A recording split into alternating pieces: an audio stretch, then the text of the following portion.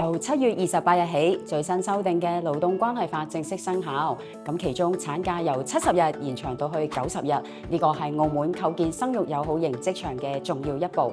法律生效日咧，由原本出年1月1日提前到公佈翌日就實施，而且出年將透過行政嘅法規，將產假報酬補貼恆常化。呢啲嘅調整都貼合咗社會經濟嘅現實環境，體現咗政策嘅溫度同埋及時性。婦聯一直身體力行，今年初咧，我哋已經率先將員工有薪產假由75日調升到90日，希望起到示範嘅作用，鼓勵更多嘅企業共建友善嘅職場。而喺服務層面咧，我哋咧亦都開展咗新生兒家庭支援計劃咯，各類嘅育兒同埋家庭教育指導嘅服務，更加配合政府推出托兒所育兒支援計劃、生育友好加油站，為新手父母提供育兒資訊同埋親職教育嘅活學場景。未來我哋建議政府啦研究設立家庭友善專項基金，逐步去延長男士嘅侍產假，同埋增設育兒假同埋產檢假等等，以組合拳去構建全方位嘅家庭支持體系。婦聯亦都將繼續透過優質嘅家庭服務支援，